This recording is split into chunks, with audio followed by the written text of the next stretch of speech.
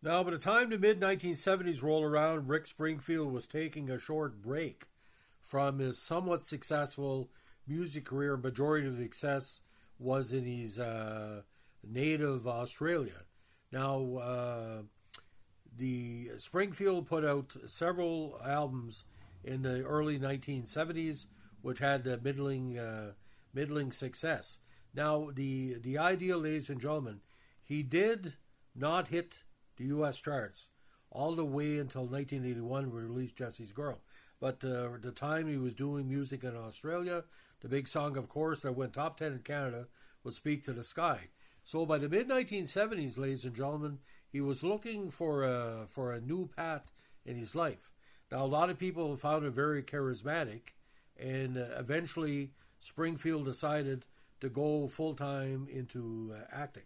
Now, we're going to talk a little bit about the key roles all the way into Battlestar Galactica and General Hospital category. Now, Springfield decided to make his acting debut in A $6 Million Man on the 30th of October 1977 in an episode entitled Rollback.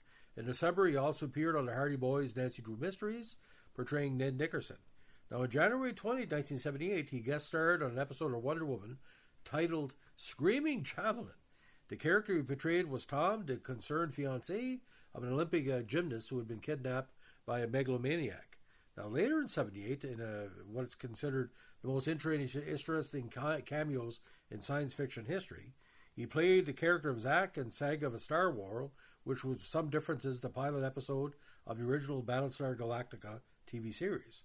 He also co-starred as Keith Stewart in episode 17 of season 4, Dwarf in a Helium Hat, on the Rockford Files, and as Tommy Archer in episode 4, Murder on the Flip Side, of the Eddie Capra Mysteries in 78.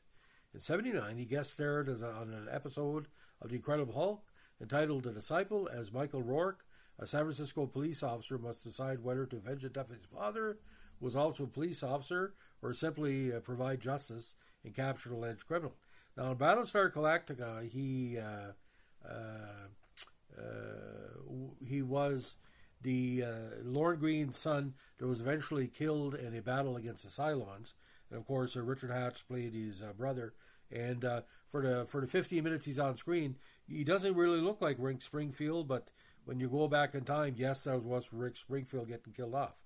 Now, in 1981, in the biggest role of his career, he became a soap opera star in General Hospital. He had to sign a contract with RCA Records and already recorded the classic album Working Class Dog, which neither he nor his agent had expected would do very well, which is why Springfield took the soap role. But the song Jesse's Girl went to number one, and Springfield ended up playing the role of Dr. Noah Drake, a paramour of Bobby Spencer, from 81 to 83, while simultaneously going on tour with his band. The success of the song boosted the ratings of so which, according to Springfield, became the biggest show on TV for that summer. The fame from the show also boosted the sale of the song. In 84, Springfield made a full-length feature film titled Hard to Hold, very underrated movie, you can get it. In 98, he played in the film Legion. He also wrote the soundtrack for Hard to Hold. In 92, he played the title role in the short-lived ABC series The Human Target, based on the DC Comics character of the same name. In 89, he starred in the film Nick Knight, in which he played an 800-year-old vampire seeking a cure for his condition. The film was later remade as the first two episodes of the series Forever Night. In 91, he appeared in the TV film Dying to Dance. In 94, he starred in the series The Robin Hoods. From 94 to 97, he also starred in the TV series High Tide that ran for 69 episodes. Now, in addition to these roles on television, Springfield also acted in musical theater. In 95, he was a member of the original Broadway cast in the musical Smokey Joe's Cafe. This Tony Award-nominated musical featured songs of rock and roll songwriters Lieber and Stoller. From February 2000 to December 2002, Springfield performed in EFX Alive at the MGM Grand in Las Vegas. Springfield starred in several episodes of the third season of Showtime's Californication. His first appearance was episode 3 on October 11, 2009, in which he plays a twisted version of himself, a hedonistic Rick Springfield. Now, Springfield later starred in an episode of Y50, playing the role of photographer Reddy Sinclair. Now, ironically, in December 2005, he was asked by the GH producers to return to show his role as Dr. Noah Drake after a 23-year absence. His run was subsequently extended as a recurring guest star and not a full contract cast player until 2008. Now he's returned to GH as Noah Drake, came in April 2013 officially. He also starred in Everything Goes Better with Vampires, an episode of Hot in Cleveland. He played the role of a toll booth worker who pretended to be famous singer-musician Rick Springfield in an attempt to impress women. He also had a recurring role on True Detective as Dr. Irvin Pitlor, a psychiatrist. Now in 2015, he appeared as Greg alongside Meryl Streep in the film Ricky and the Flash. In 2016, he was cast in the 12th season of CW series Supernatural, where he played rocker Vince Vincetti and Lucifer. In July 2016, he appeared on ABC's Greatest Hits. In October 2017, he appeared as Pastor Charles on FX American Horror Story Cult, and of course, he played himself on episode 4 of the YouTube series in 2018 of Side Swipes. Now, Noah Drake, again, a very, very important character in the soap opera history. He only appeared for a grand total of 6 years on the series. Now, the character was created by Pal Falcon Smith and Margaret Duplass, and introduced by Gloria Monty in 1981. Now, soon after Noah Drake arrives at GH, he gains a reputation of being a playboy. He then becomes involved with nurse Bobby Spencer, who he had hooked up with before, but she realizes he's unable to commit to her. She also fakes blindness in order to keep him by her side, but the lies contribute to the end of the relationship. Dr. Drake leaves Port Charles at GH to take a new position at a hospital in Atlanta in a way to give himself a fresh start in life. Now, when we return to the show in 2005, the character is no longer a doctor, as he's become an alcoholic after his wife died in the operating table. Drake returns to town at the request of Robin Scorpio to aid her friend Jason Morgan, who had sustained severe brain damage. He is established that he's the father of Patrick Drake, a new hotshot doctor at GH. Patrick helps to get his father sober, and Nora began practicing medicine again. Patrick also goes against his father's wishes and donates part of his liver when Drake falls ill and needs a liver transplant due to years of heavy drinking. Now, he appeared sporadically on the show until 2007, but in 2007 he played his what he called doppelganger, the rock star Eli Love, who was brought to GH needing emergency surgery and coincidentally just looks like Drake.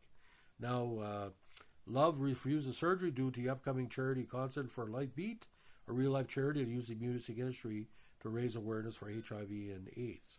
Now, on August 23rd, 2007, in one of the biggest moments in GH history, he sings on the show for the first time. Now, again,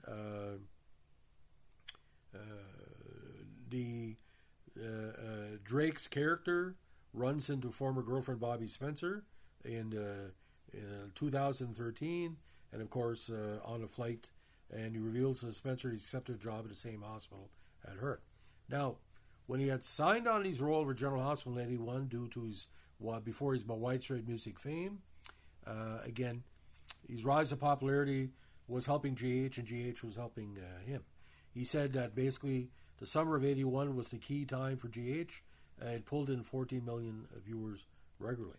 Now, according to Jill Farron Phelps, in 2005, the executive producer of GH said Rick is a special kind of character because he has his other career. There's a tremendous amount of nostalgia that surrounds Noah Drake and Rick Springfield. Now, Springfield described the character's lasting popularity in entertainment. 30, 40 times a day I must get questions when I'm on the road about GH or Noah Drake. It's constant. He once told Soap Opera Weekly, "It amazes me that it's still so prevalent in the fans' minds." Well, here's the 5 reasons it's prevalent. He's handsome, he's charismatic, he's a good actor, he's a good singer, and he's good with the public. And Noah Drake is Rick Springfield. Rick Springfield is Noah Drake. You can't beat it. And the confusion about Jesse's girl is that he's probably more handsome than his boyfriend, but he can't get his best friend's girl. And, you know, that was a trope in the early 80s. And he was, at one point, he was called Rick Springsteen, and Springsteen was called Bruce Springfield. It was that confusing. So you had Springsteen and Springfield. But for the 5-10 years in the 1980s, he ruled, and he's the number one teeny bopper, might as well say, man crush or girl or boy crush of the 1980s. before all the boy bands, there was Rick Springfield. He was a boy band. He was 5 different people in one. He could be romantic, he could be aggressive, and Bryan Adams ripped him off, Jack Wagner ripped him off, a lot of people ripped him off. So that's the story of Rick Springfield, the actor, playing Rick Springfield, the actor, or Noah Drake.